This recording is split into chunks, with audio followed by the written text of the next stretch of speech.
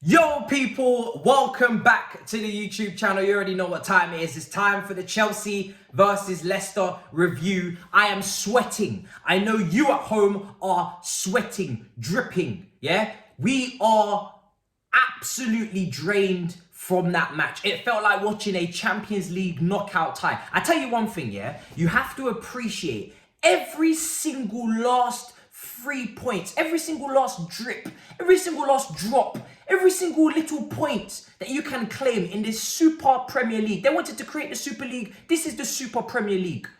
At home to a depleted, without Maddison and Fofana Leicester.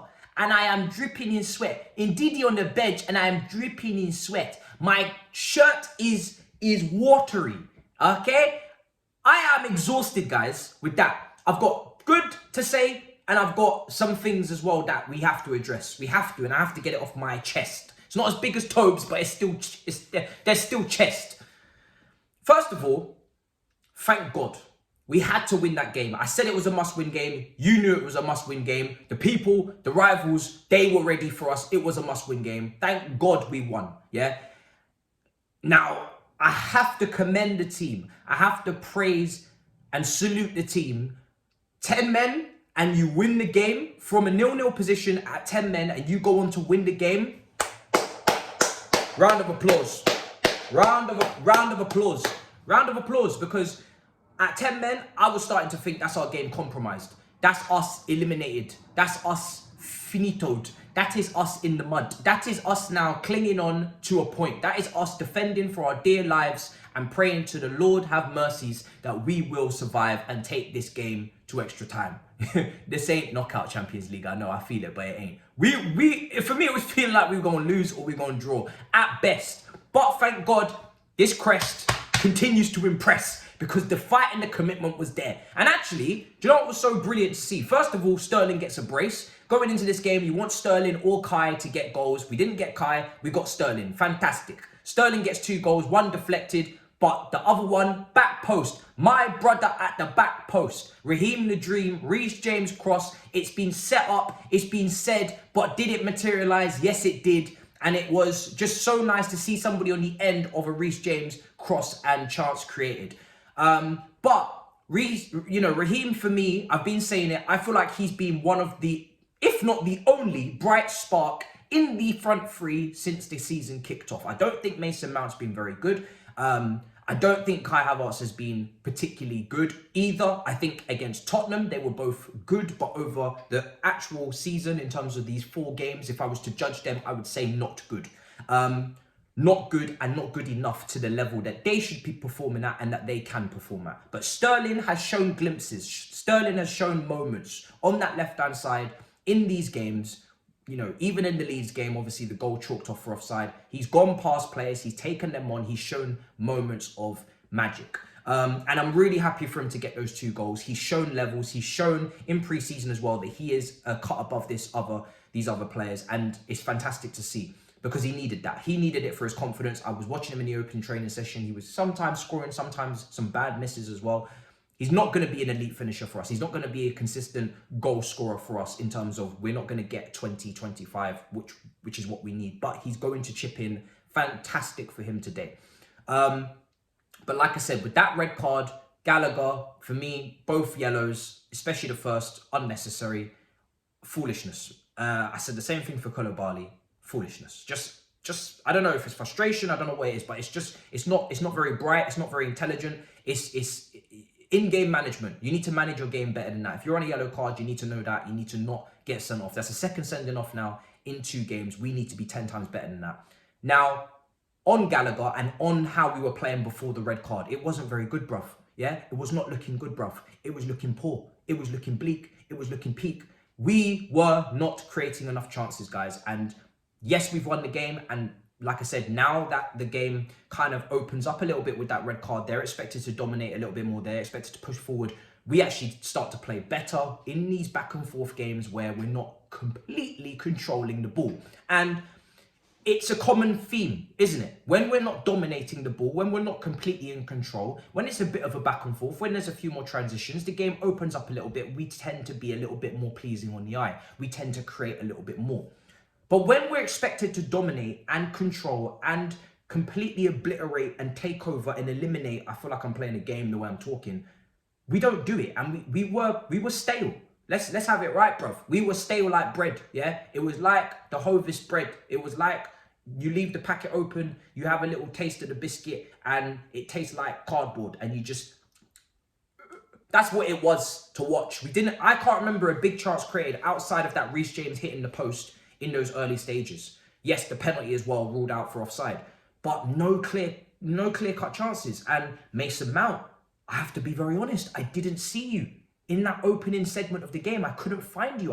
I didn't know you were on the pitch, and I felt the same way. I felt the same way against Leeds. Obviously, he gets hooked off. So we have to be completely honest. As much as he was our leading GA last season, as much as he was our player of the year, I personally feel like the year before, I've said it many times, I think the year before, less GA, better performance over a consistent period. I don't want Mason Mount to become the Bruno Fernandes of this team where he's just thriving and constantly looking for that GA, because I do believe that the player himself is very good and has a very high ceiling and is technically a lot better than people think he is. However, one, you do need to see him probably in his more natural position outside of that front three, but even two, because the zones and the formation is flexible and you are going to pick up the ball in similar areas that you would if you was in a three. I just need to see more composure. I watched the goal for Manchester City. I think it was the third goal. And the composure, guys, was just levels clear of what we have. Too many times we just smash the shot and it's going to clearly get blocked, or smash the cross and it's clearly not going to find anyone. The composure for Man City in that Hairline third goal, they just short corner, 1-2, pop it into the box, pop it back, composure from Stones, they pass it back, then he passes it to Hairline. It's like they're playing PlayStation. We need this composure from our forwards. We need the composure. When you have decisions to make, when you have options around you, you need to be cold. You need to be ice. You need to be settled. You need to be in a very controlled manner, isolate and assess your options, and not so erratic and not so chaotic. And Mason's part of that, and the rest of them as well. So he wasn't great today. And if Pulisic had come on in better circumstances, people will say, why didn't you play Pulisic? Why didn't you pick Pulisic in your starting 11 in the preview? Because I don't know the mindset. I don't know where the headspace is for any of these players on the bench that are forwards that are linked with moves away. All of them.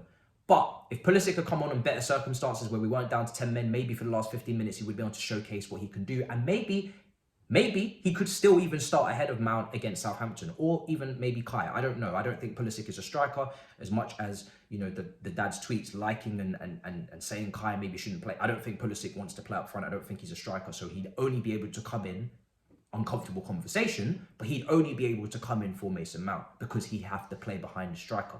Broja would be the alternative to Kai. So maybe he starts against Southampton, because I don't think Mount was good in this game. Kai, again, frustrating, because there was moments, and even with that deflected chance that was created by Cucurella, the touch was so heavy, and you just want Kai to just take a firmer, more complete touch. Maybe he can get a shot off. He seems a bit rusty. His play is very disorientated. Sterling, if he just maybe underhits that, undercooks, he overcooked the pass. If he just plays that pass a bit more carefully and calmly, maybe Kai gets a 1v1 again. But this is not a performance where I'm looking at Kai and I'm thinking, yeah, this is it. No, there's more. There's still more to do. Gallagher, red card, poor. But even before that, I know he's contesting in his duels. He was contesting in his duels against Leeds. But again, I vocalized this and I'm going to say it again. I don't understand where he fits in. And maybe I'm being too kind. Is he even of the level that we need and we acquire to get to where we need to be? And it's no slight on Gallagher. I really do like the player. I like the personality. I like the commitment to want to be here.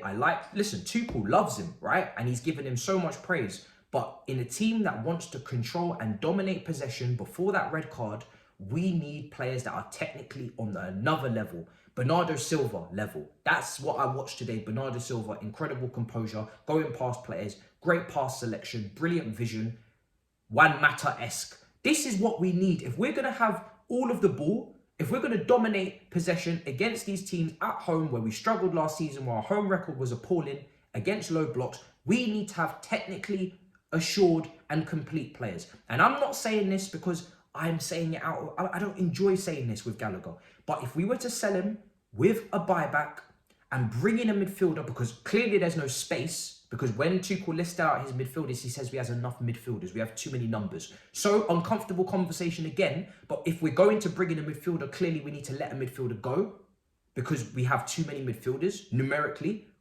So for me, if we're going to keep playing in this way, where we want to dominate the ball, and we're playing players that are known for off-the-ball attributes, I want players that can press. I want players with energy. I rate these attributes. They're very important, but you have to have the technical ability to match. You have to be able to create chances. You have to be able to pass the football to an elite level. You have to be able to spot runs. You have to be able to spot moments where you can take advantage and play through the lines. Kevin De Bruyne-esque for Bernardo Silva against Newcastle. We need that.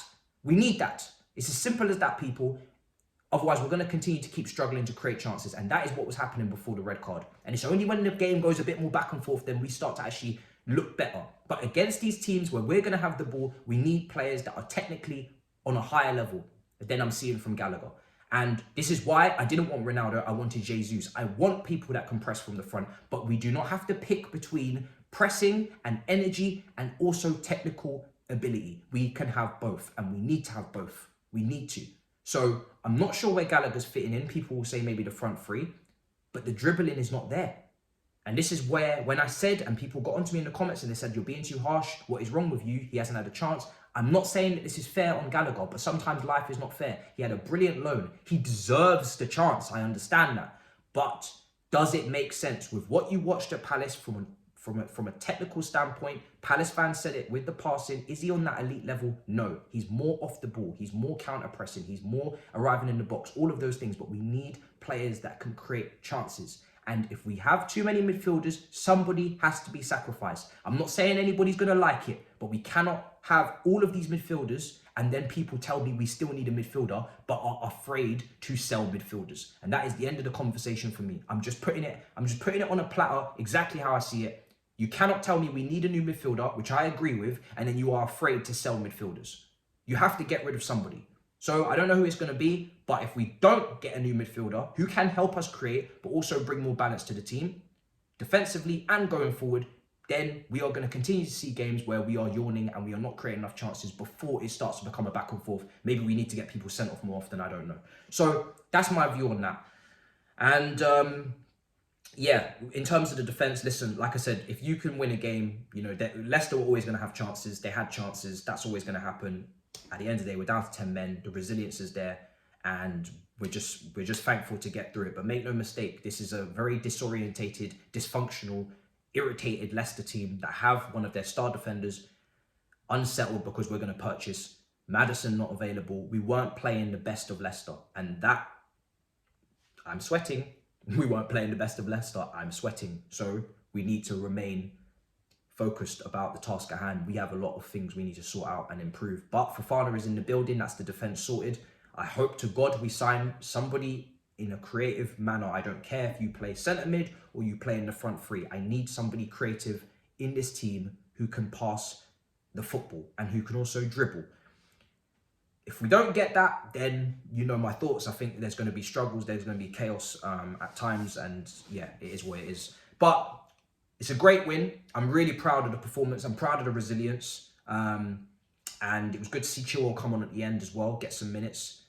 And good to see Trevor as well. He could be on his way out on loan. I personally feel, to wrap this up, you need to keep Ampadu or Trevor for competition, backup places, depth, injuries in the back three DM area. Ampadu and Trevor occupy similar areas. They can play along the back three. They can play DM if you have to. I think you need to keep one. One will leave, I'm sure, but then the other needs to be kept. That's my opinion. But listen, I had to go on that rant because I don't want to just, oh, we won and we pretend like everything was perfect. No, today was fucking stressful. But we won. I'm delighted we won. And we moved to midweek. Let me know what you think in the comments. Smash up the likes, smash up the icons. Let me know what you think of my opinions in the comments. Keep it respectful. If you disagree, cool. I understand. Like I said, I would love for him to get his opportunity if we had what I feel we need, but we don't have it. So conversations have to be had. But let me know what you think in the comments. Big up your damn selves. In a bit, people. Peace.